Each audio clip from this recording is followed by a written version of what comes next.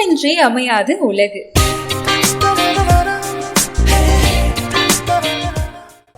வணக்கம் இணையக்கூடிய நண்பர்களே, நான் Gajalakshmi, nutritionist and yoga trainer. இன்றைக்கி நம்ம ஆர்த்ரைட்டிஸ் பற்றி பார்க்கலாம். ஆர்த்ரைட்டிஸ் பல வகையாக இருக்குது, 100க்கும் மேற்பட்ட வகைகள் இருக்குது.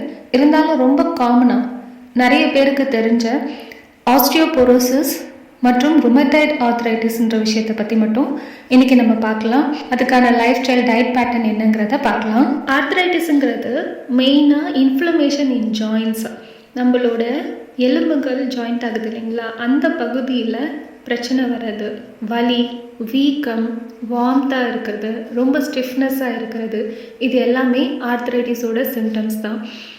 காமனாக 60 வயசுக்கு மேலே தான் ஆர்த்ரைட்டிஸ் முன்னாடி ரொம்ப இருந்துச்சு. பட் இப்போது சில்ட்ரன், டீனேஜர்ஸ், யங் அடல்ட்டுக்கும் இது கொஞ்சம் பார்க்க முடியுது. இதுக்கு ட்ரீட்மெண்ட்னு பார்த்தீங்கன்னா மெயினாக இந்த வலியை கம்மி பண்ணவும் கட்டுப்படுத்தவுமான ட்ரீட்மெண்ட்ஸ் தான் இருக்குது. ஸோ மோஸ்ட்லி டாக்டர்ஸ் கிட்ட போகிறச்ச நம்மளுக்கு நிறைய மெடிசன்ஸ் கொடுப்பாங்க, இல்லை சர்ஜரி ப்ரிஃபர் பண்ணுவாங்க, லைக் ஜாயிண்ட் ரீப்ளேஸ்மெண்ட் மாதிரி. கூடவே மெடிசனோட ஃபிசியோதெரப்பி மாதிரியான விஷயங்கள் சஜஸ்ட் பண்ணுவாங்க. ஃபிசியோதெரப்பி எதுக்குன்னா அந்த மசில், அந்த ஜாயிண்ட் சுற்றி இருக்க மசிலை ஸ்ட்ரென்தன் பண்ணால் ஆப்வியஸ்லி நமக்கு அந்த பெயின் இல்லை அதர் சிம்டம்ஸ் நம்மளால் கண்ட்ரோல் பண்ண முடியுன்ற ரீசனுக்காக தான். ஓகே, இந்த மெடிசன், ஃபிசியோதெரப்பி, சர்ஜரி இல்லாமல் நம்ம ஆர்த்ரைட்டிஸ் வந்துட்டா, இல்லை நம்ம வீட்டில் ஆர்த்ரைட்டிஸ் இருக்கிற ஒரு பேஷண்ட்டை அவங்களோட லைஃப் ஸ்டைலுக்கும் டயட்டுக்கும் எவ்வளோ அளவுக்கு நம்ம கான்ட்ரிபியூட் பண்ண முடியுங்கிறத பார்க்கலாம்.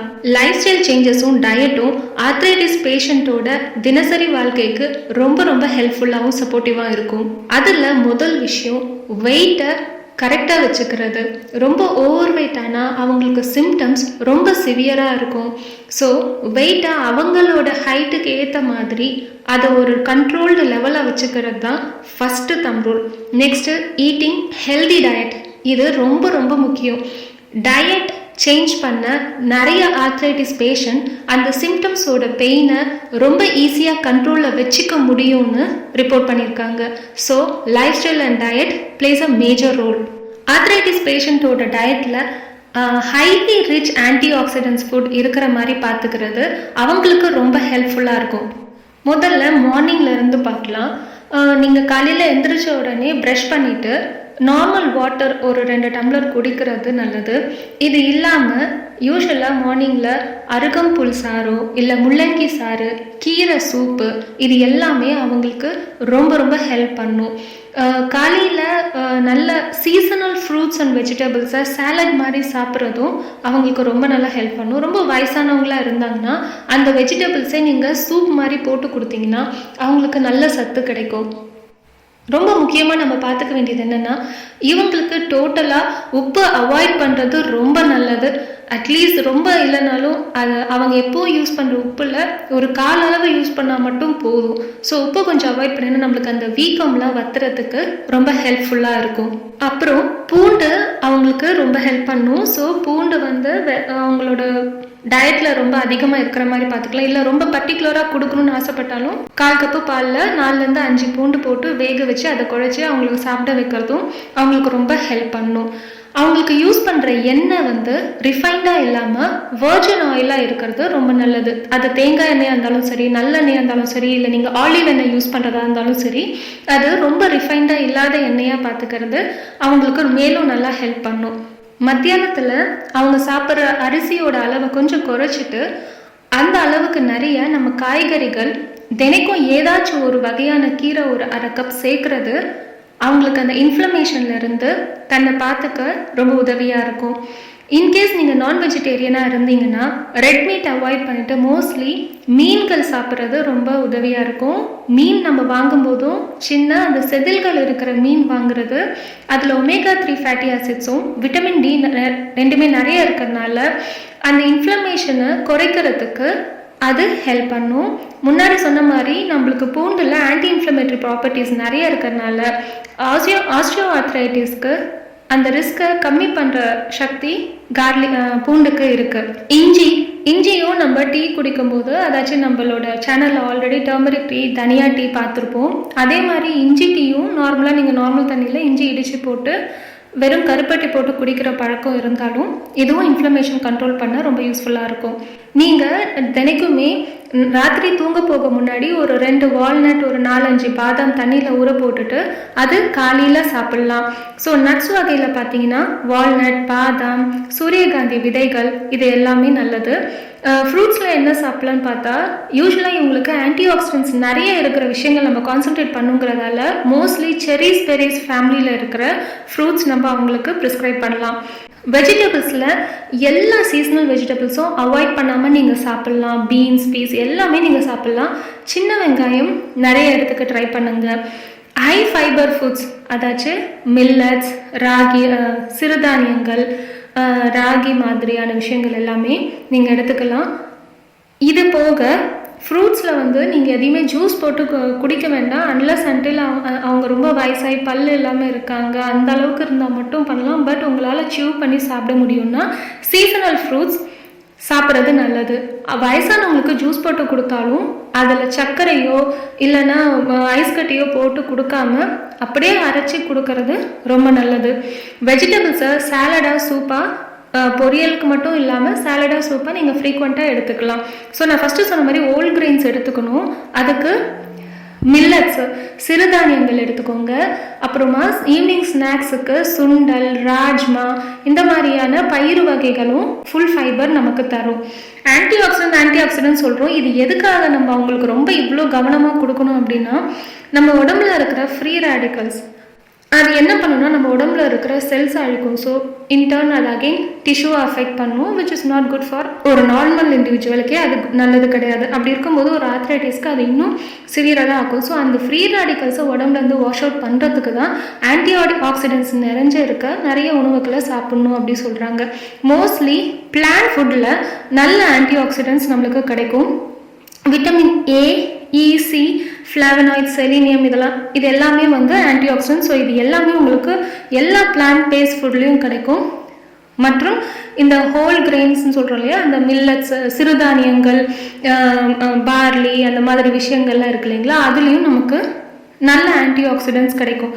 சரி, இந்த ஆன்டி ஆக்சிடென்ட்ஸ்லாம் நான் உணவு முறையில் தான் எடுத்துக்கணுமா, நான் அதை மாத்திரையாக எடுத்துக்கலாமான்னா, என்றைக்குமே இயற்கையை தாண்டி நீங்கள் ஒரு செயற்கையான வழியில் போகும்போது அது ரொம்ப நாளைக்கு நமக்கு ஹெல்ப் பண்ணாதுன்றதை விட அது நமக்கு நிறைய சைட் எஃபெக்ட்ஸ் கண்டிப்பாக தரும்.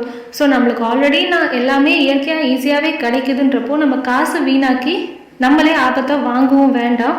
ஸோ முடிஞ்ச அளவுக்கு சீசனல் ஃபுட்ஸ் எடுக்கிறதும் கீரைகள் எடுக்கிறதும் நமக்கு நல்லா ஹெல்ப் பண்ணும். ஸோ எண்ணெய் செலக்ட் பண்ணும்போது ரிஃபைண்டாக இல்லாமல் வர்ஜின் ஆயிலாக எடுத்துக்கோங்க. இது மெயின் திங்.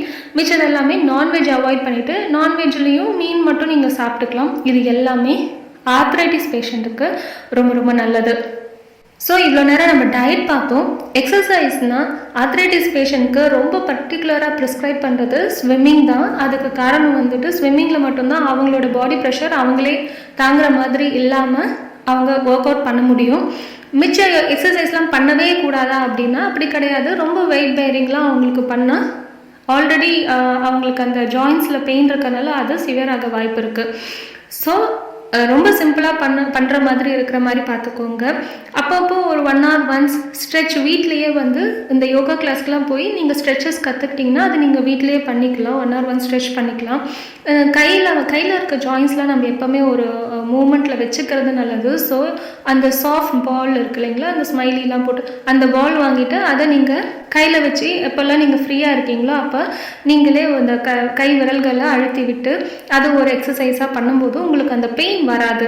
அப்புறம் லெக்கில் இருக்க ஜாயின்ஸ்லாம் வந்துட்டு நீங்கள் நின்று தான் பண்ணணும்னு அவசியம் இல்லை. ரொம்ப வயசானவங்கலாம் இருக்காங்க, அவங்களால நிற்க முடியல அப்படின்னாலும் சேரில் உட்காந்த மேனிக்கு உங்களால் முடிஞ்ச அளவுக்கான எக்ஸசைஸ் கண்டிப்பாக பண்ணலாம்.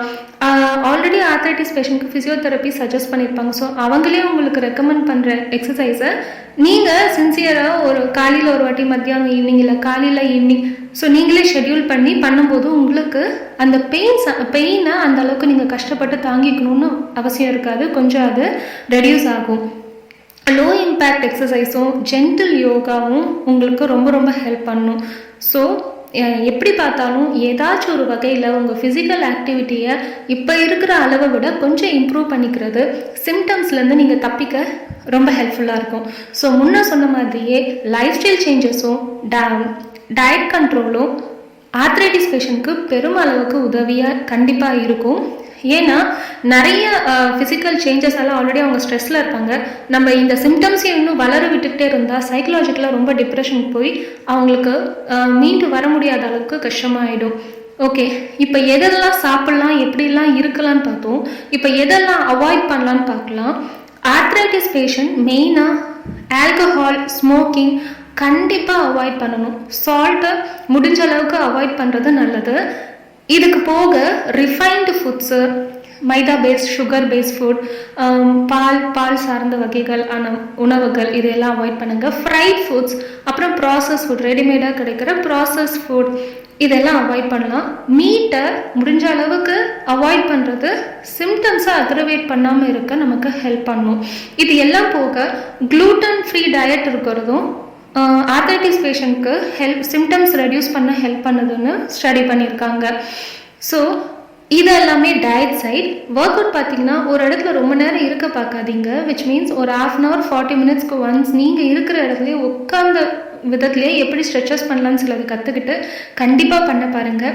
காலையில் எழுந்திரிச்ச உடனே உங்களுக்கு அந்த சிம்டம்ஸ்லாம் வருது இல்லைங்களா, அது எல்லாமே ஒரு ஹாட் வாட்டர் பாத்துக்கு அப்புறம் நம்மளுக்கு ரிலாக்ஸ் ஆகிறத நீங்கள் ஃபீல் பண்ண முடியுது இல்லைங்களா.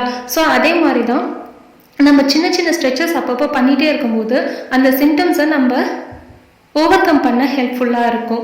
ஸோ நீங்கள் குளிக்கிறது மட்டும் இல்லாமல் குடிக்கிறதும் எப்போவுமே வார்ம் வாட்டராக இருக்கிறது உங்களுக்கு ரொம்ப உதவியாக இருக்கும். இன்கேஸ் வலி ரொம்ப ஜாஸ்தியாக இருக்குது ஒரு பர்டிகுலர் இடத்துல அப்படின்னா கடுகு எண்ணெய் இல்லை தேங்காய் எண்ணெய் இல்லை நல்லெண்ணெய் இது எல்லாமே கொஞ்சம் வெதன்னு வார்ம் பண்ணி எந்த இடத்துல உங்களுக்கு வலிக்குதோ நீங்கள் உங்கள் கையாலே உங்களால் எவ்வளோ முடியுதோ தாங்க முடியுதோ அந்த இடத்துல நம்ம மசாஜ் பண்ணிக்கலாம். மசாஜ் பண்ணிவிட்டு ஹாட் வாட்டரில் குளிச்சுக்கலாம். இது இல்லை அப்படின்னா நீங்கள் அந்த ஹாட் பேக் சொல்கிறாங்க இல்லைங்களா, ஒத்தடம் கொடுக்குற மாதிரி, அந்த மாதிரி ஹாட் கோல்டு ஒத்தடம் கொடுக்குற பேக்கும் நீங்கள் யூஸ் பண்ணிக்கிட்டிங்கன்னா உங்களுக்கு இந்த பெயின் எல்லாம் ரெடியூஸ் ஆகும். இது எல்லாம் போக ரொம்ப இயற்கையாக கிடைக்கிற ஒரு மெடிசன் நம்மளோட சூரிய ஒளி தான். ஸோ ஒரு நீங்கள் அந்த மாதிரி ஆயில் மசாஜ் பண்ணுறப்போ முடிஞ்ச அளவுக்கு கொஞ்சம் லெஸ் க்ளாத்திங்கில் கொஞ்சம் வெயிலில் உங்களோட ஸ்கின்னை எக்ஸ்போஸ் பண்ணுங்கள். இது ரொம்ப ரொம்ப உதவியாக இருக்கும். அதை நீங்களே ரெகுலராக பண்ணும்போது பார்க்கலாம். குறைஞ்சது 20 நிமிஷமாச்சு சூரிய ஒளி உங்கள் மேலே படுற மாதிரி நீங்கள் ஏற்பாடு பண்ணிக்கணும். இது நம்மளுடைய எலும்புக்கும் நம்ம உடம்புல இயற்கையாகவே நோய் எதிர்ப்பு சக்தியை இன்க்ரீஸ் பண்ணுறதுக்கும் பேருதவியாக இருக்கும். இன்னைக்கு நம்ம பேசின டாப்பிக்கில் உங்களுக்கு என்ன டவுட்டாக இருந்தாலும் கமெண்ட்டில் லீவ் பண்ணுங்கள். இந்த வீடியோ உங்களுக்கு பிடிச்சிருந்தா லைக் பண்ணுங்க, கமெண்ட் பண்ணுங்க, ஷேர் பண்ணுங்க. இணைய கொடி சேனலுக்கு சப்ஸ்கிரைப் பண்ணுங்க. மறக்காம பெல் ஐக்கான் கிளிக் பண்ணுங்க.